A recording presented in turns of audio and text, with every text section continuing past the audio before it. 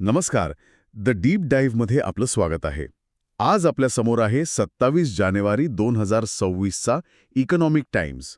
आणि हा अंक चाळताना एक एक मोठी इंटरेस्टिंग गोष्ट लक्षात आली. अच्छा, कोणती? यातील बातम्यांमध्ये एक प्रकारचा विरोधाभास आहे.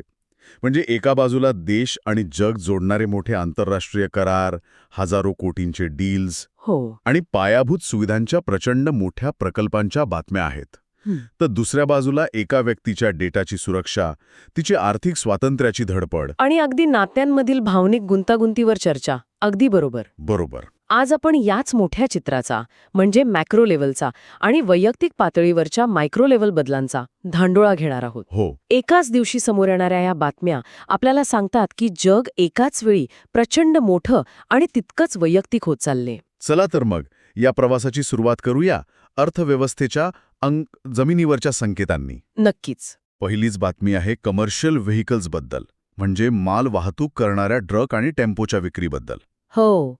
बातमी म्हणतेय की यांची विक्री एका नव्या उच्चांकावर पोचणार आहे. याला कारण म्हणजे पायाभूत सुविधांवर होणारा खर्च आणि ग्रामीण भागातून वाढलेली मागणी. पण हे फक्त आकडे आहेत का? नाही, हे फक्त आकडे नाहीत. हा अर्थव्यवस्थेचा खरा पल्स आहे. पल्स? हो. शेअर बाजार वर खाली होऊ शकतो, पण जेव्हा देशात ट्रक आणि टेम्पोची विक्री वाढते तेव्हा त्याचा थेट अर्थ असा होतो की मालाची वाहतूक वाढली आहे. अच्छा. म्हणजे कारखान्यांमध्ये उत्पादन होत आहे, शेतातून माल बाजारात पोचतोय, बांधकामं सुरू आहेत. ही जमिनीवर होणारी खरीखुरी आर्थिक हालचाल आहे. म्हणजे यालाच इकॉनॉमिक ॲक्टिव्हिटी म्हणतात. अगदी. आणि हा त्याचा सर्वात विश्वासार्ह मापदंड आहे. वाह. म्हणजे हे अर्थव्यवस्थेचं खरं ब्लड प्रेशर मोजण्यासारखं आहे. बरोबर. आणि याच आर्थिक हालचालींमध्ये कंपन्यांच्या जगात एक मोठी डील झाली आहे. मॅरिको या कंपनीने. हो, मी वाचली ती बातमी. PVR आयनॉक्सचा स्नॅक्स ब्रँड. अगदी. तब्बल 226 कोटी रुपयांना विकत घेतला आहे. आता मॅरिको म्हणजे तेल आणि सौंदर्य प्रसाधनं बनवणारी कंपनी. मग ते थेट चित्रपटगृहातल्या पॉपकॉर्नच्या व्यवसायात का उतरत आहेत? हा प्रश्न खूप महत्वाचा आहे आणि याचं उत्तर त्यांच्या रणनीतीमध्ये, त्यांच्या स्ट्रॅटेजीमध्ये दडलं आहे. अच्छा. ही डील फक्त स्नॅक्स विकत घेण्यापुरती नाहीये. ही एका विशिष्ट ग्राहक वर्गापर्यंत आणि त्यांच्या मानसिकतेपर्यंत पोहोचण्याची संधी आहे. मानसिकतेपर्यंत? हो. विचार करा. जो माणूस सिनेमाच्या तिकिटासाठी 500 रुपये खर्च करतो, तो 300 रुपयांचा पॉपकॉर्न घेताना जास्त विचार करत नाही. खरंय. मॅरिको इथे फक्त खाद्यपदार्थ नाही, तर एका प्रीमियम आणि कॅप्टिव्ह ग्राहकाला विकत घेत आहे. कॅप्टिव्ह म्हणजे जो तिथे अडकला आहे? अगदी. तो ग्राहक आधीच पैसे खर्च करण्याच्या मानसिकतेत चित्रपटगृहात आलेला आहे. त्यामुळे हा FMCG नाही, तर एका अर्थाने लक्झरी गुड्सचाच व्यवसाय आहे. म्हणजे ही एक प्रकारे ग्राहकांच्या मानसिकतेत केलेली गुंतवणूक आहे. हे खरंच खूप इंटरेस्टिंग आहे. हो ना? आणि कंपन्या फक्त ग्राहकांपर्यंतच नाही, तर आता कर्मचाऱ्यांपर्यंत पोहोचण्यासाठीही आपली पारंपरिक चौकट मोडत आहेत. एक बातमी सांगते की मोठ्या कंपन्या टॅलेंट शोधण्यासाठी टॅलेंट शोधण्यासाठी फक्त मुंबई, पुणे, बँगलोरसारख्या शहरांवर अवलंबून नाहीत, तर त्या नाशिक, नागपूर, कोल्हापूर अशा दुसऱ्या आणि तिसऱ्या श्रेणीतील शहरांमधल्या कॅम्पसमध्ये जात आहेत. हो. आणि यामागे 2 प्रमुख कारण आहेत. एक म्हणजे अर्थातच कमी खर्च. बरोबर. मोठ्या शहरांच्या तुलनेत छोट्या शहरांमध्ये ऑफिस चालवण्याचा आणि कर्मचाऱ्यांना पगार देण्याचा खर्च कमी असतो. पण दुसरं आणि अधिक महत्त्वाचं कारण म्हणजे अनटॅप्ड टॅलेंट पूल. म्हणजे जिथे अजून संधी पोचलेली नाही. अगदी. या शहरांमध्ये प्रचंड हुशार आणि नवीन काहीतरी करण्याची इच्छा असलेले तरुण आहेत. पण यात एक दुसरी बाजूही आहे. दुसरी बाजू म्हणजे कोणती? कंपन्या तिथे गेल्या हे चांगलंच आहे, पण या शहरांमधील पायाभूत सुविधा, जसं की रस्ते, पाणीपुरवठा, घरांची उपलब्धता, या सगळ्या गोष्टी वाढत्या संख्येचा भार सोसायला तयार आहेत का? हा विचार करण्यासारखा मुद्दा आहे. हो. जर याचं नियोजन झालं नाही, तर या शहरांचं अनियंत्रित नागरीकरण होऊन नवीन समस्या निर्माण होऊ शकतात. त्यामुळे हा बदल सकारात्मक असला तरी तो नियोजनाशिवाय धोकादायक ठरू शकतो. बरोबर आहे. विकासासोबत जबाबदारीही येते. अगदी. आता या कंपन्यांच्या पलीकडे जाऊन देशाच्या पातळीवरच्या एका मोठ्या बातमीकडे वळूया. तब्बल 18 वर्षांच्या चर्चेनंतर भारत आणि युरोपियन युनियन. बरोबर. त्यांच्यातला मुक्त व्यापार करार म्हणजे FTA अंतिम टप्प्यात आला आहे. मुक्त व्यापार करार हा शब्द खूप मोठा वाटतो. सोप्या भाषेत याचा सामान्य माणसावर काय परिणाम होईल? खूप सोप्या भाषेत सांगायचं तर समजा सोलापूरचा एखादा लहान टेक्स्टाईल व्यावसायिक आहे जो सादरी बनवतो. ठीक आहे. त्याला जर फ्रान्समध्ये त्या चादरी विकायच्या असतील तर त्याला तिथे खूप जास्त आयात कर म्हणजे इम्पोर्ट ड्युटी आणि किचकट कागदपत्रांच्या प्रक्रियेतून जावं लागतं. हो, ते तर असणारच. या करारामुळे हा कर जवळपास 0 होईल आणि प्रक्रिया सोपी होईल. याचा अर्थ त्याचा माल युरोपच्या बाजारात स्वस्त आणि सहजपणे विकला जाईल. वा. म्हणजे भारतातील टेक्स्टाईल, ऑटोमोबाईल, कृषी या सगळ्यांना एक मोठी बाजारपेठ मिळेल. प्रचंड मोठी बाजारपेठ मिळेल. हा भारतीय अर्थव्यवस्थेसाठी एक गेम चेंजर ठरू शकतो. म्हणजे मेक इन इंडिया उत्पादनांसाठी युरोपचे दरवाजे मोठ्या प्रमाणात उघडले जाणार आहेत. ही खरंच खूप मोठी संधी आहे. नक्कीच. आणि आंतरराष्ट्रीय संबंधांमध्ये ऊर्जेचा विषयही महत्त्वाचा ठरतोय. कॅनडाचे ऊर्जा मंत्री भारताच्या दौऱ्यावर येत आहेत. या भेटीकडे आपण कसं बघायला हवं? ही भेट ऊर्जा सुरक्षेच्या दृष्टीने खूप महत्वाची आहे. भारत आपली ऊर्जेची गरज भागवण्यासाठी आयातीवर अवलंबून आहे हे आपल्याला माहीतच आहे. हो. आणि कॅनडाकडे नैसर्गिक वायू आणि स्वच्छ ऊर्जेचे मोठे स्रोत आहेत. त्यामुळे या भेटीतून तंत्रज्ञान हस्तांतरण आणि गुंतवणुकीचे नवीन मार्ग उघडू शकतात. म्हणजे ही एक धोरणात्मक भागीदारी ठरू शकते. अगदी. जागतिक राजकारणात ऊर्जा हे एक मोठं शस्त्र आहे. त्यामुळे अशा भागीदारी भारतासाठी खूप फायद्याच्या ठरतात. तर आपण आतापर्यंत मोठ्या कंपन्या आणि आंतरराष्ट्रीय करारांबद्दल बोललो. आता थोडं वैयक्तिक पातळीवर येऊया. ठीक आहे. राष्ट्रीय पेन्शन योजनेमध्ये म्हणजे NPS मध्ये महिलांचा सहभाग खूप वेगाने वाढत आहे. ही बातमी मला खूप महत्त्वाची वाटली. हो, ती आकडेवारी खरंच खूप प्रभावी आहे. गेल्या 5 वर्षांमध्ये महिला खातेदारांची संख्या 25% थेट 35% झाली आहे. हे फक्त आकडे आहेत की यामागे काही सामाजिक बदल दडला आहे? हे केवळ आकडे नाहीत, हा एका मोठ्या सामाजिक बदलाचा आरसा आहे. आरसा. हो, NPS म्हणजे काय? ही एक दीर्घकालीन गुंतवणूक आहे जी तुमच्या निवृत्तीनंतर तुम्हाला आधार देते, बरोबर? गुंतवणूक करू लागतात तेव्हा त्याचा अर्थ असा होतो की त्या केवळ आजचा विचार करत नाहीत, तर स्वतःच्या आर्थिक भविष्याचा विचार करत आहेत, तेही स्वतंत्रपणे. म्हणजे ते आता कोणावर अवलंबून नाहीत. अगदी. ते आता पती, वडील किंवा मुलावर अवलंबून न राहता स्वतःच्या म्हातारपणाची सोय करत आहेत. आर्थिक स्वतंत्रतेकडे पाहण्याचा त्यांचा दृष्टिकोन बदलतोय हे यातून स्पष्ट दिसतं. खरंय, हा बदल खूप सकारात्मक आहे. आता अर्थव्यवस्थेच्या या सकारात्मक चित्रावरून थेट बाजाराच्या वास्तवाकडे येऊया. जानेवारी महिन्यात भारतीय शेअर बाजारात तब्बल 4% घसरण झाली आहे. हो, ही मोठी घसरण आहे. यामागे परदेशी गुंतवणूकदारांनी पैसे काढून घेणे, कंपन्यांचे निकाल अपेक्षेप्रमाणे नसणे अशी कारणं दिली आहेत. याकडे गुंतवणूकदारांनी कसं पाहावं? बाजारातली घसरण ही कधीच सुखद नसते, पण ती आपल्याला 2 गोष्टी शिकवते. एक म्हणजे बाजारात जोखीम असतेच आणि दुसरी, जागतिक घडामोडींचा आपल्या गुंतवणुकीवर थेट परिणाम होतो. आणि इथेच एका दुसऱ्या बातमीचा संदर्भ महत्वाचा ठरतो. कोणती बातमी? सोन्याचे भाव $5,100 पातळीवर पोहोचले. अच्छा. जेव्हा शेअर बाजारात अनिश्चितता वाढते तेव्हा गुंतवणूकदार आपले पैसे काढून सोनं किंवा सरकारी बॉन्डसारख्या सुरक्षित पर्यायांमध्ये गुंतवतात. यालाच सेफ हेवन अपील म्हणतात. म्हणजे सध्या गुंतवणूकदार थांबा आणि वाट पहा या भूमिकेत आहेत. अगदी बरोबर. आणि या जागतिक अनिश्चिततेमध्ये अमेरिकेतून एक मोठी बातमी आहे.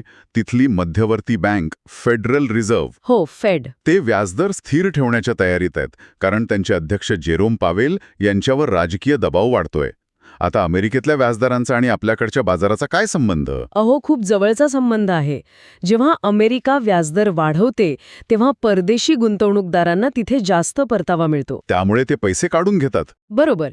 ते भारतासारख्या बाजारांमधून पैसे काढून अमेरिकेत गुंतवतात. याला कॅपिटल फ्लाईट म्हणतात. यामुळे आपला शेअर बाजार पडतो आणि रुपया कमजोर होतो. आणि याउलट झालं तर? याउलट त्यांनी व्याजदर कमी केले तर भारतात गुंतवणूक वाढते.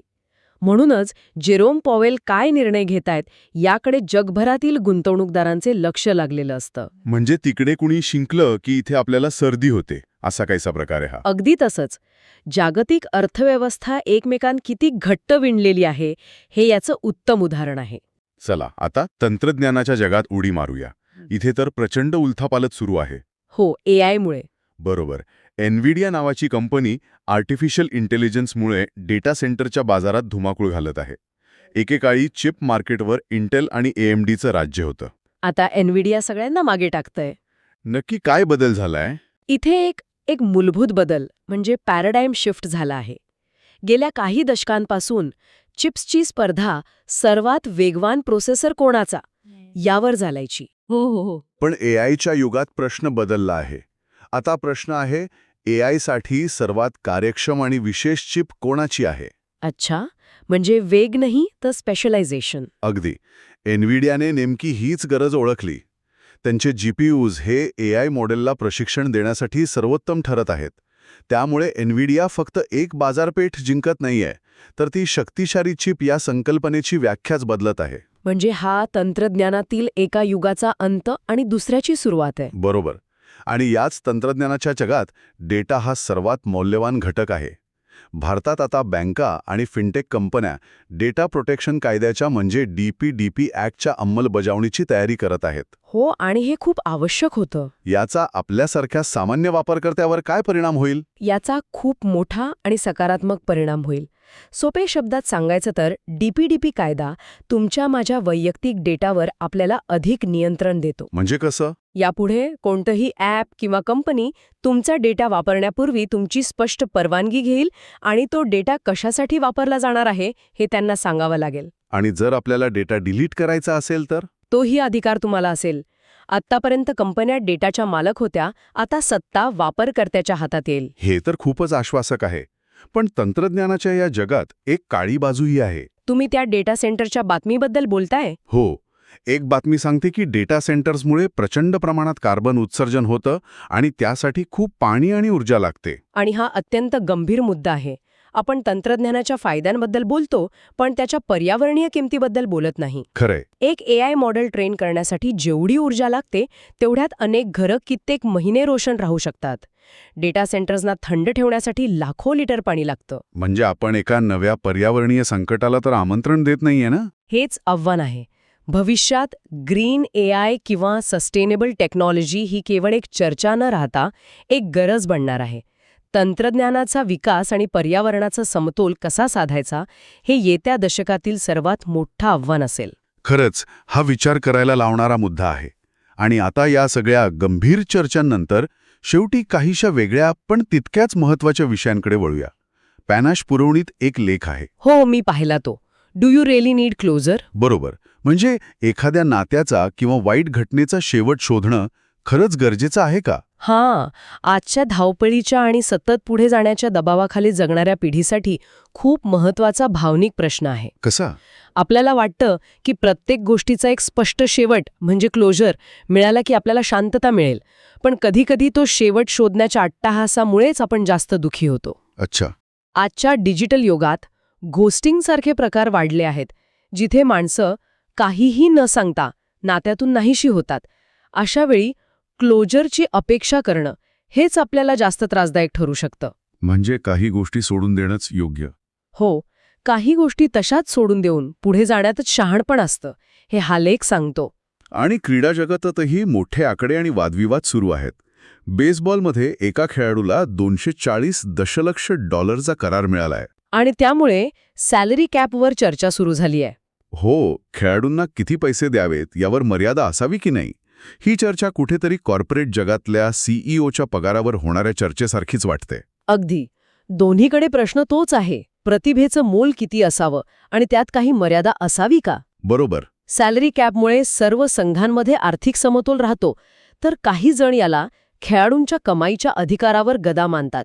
हा बाजाराचा मुक्त नियम विरुद्ध नियंत्रित व्यवस्था असा संघर्ष आहे, जो आपल्याला उद्योग जगतही दिसतो.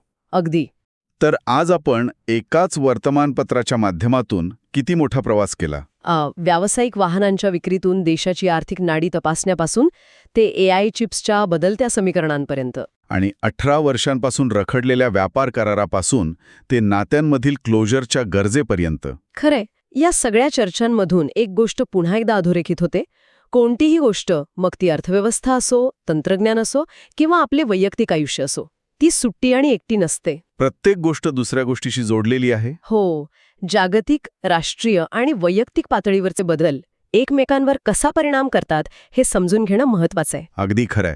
आजच्या या सखोल चर्चेतून या सर्व घडामोडींमधील हे छुपे दुवे समोर आले असतील अशी आशा आहे. नक्कीच.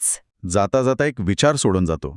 एका बाजूला एनव्हिडियासारखी कंपनी एआयच्या मदतीने संपूर्ण जगाची पुनर्रचना करत आहे. आणि दुसरीकडे आपण क्लोजरसारख्या अत्यंत मानवी आणि भावनिक गरजेवर चर्चा करत आहोत. तंत्रज्ञानाच्या या महापुरात आपण माणूस म्हणून आपल्या कोणत्या गरजांना प्राधान्य द्यायला हवं? विचार नक्की करा.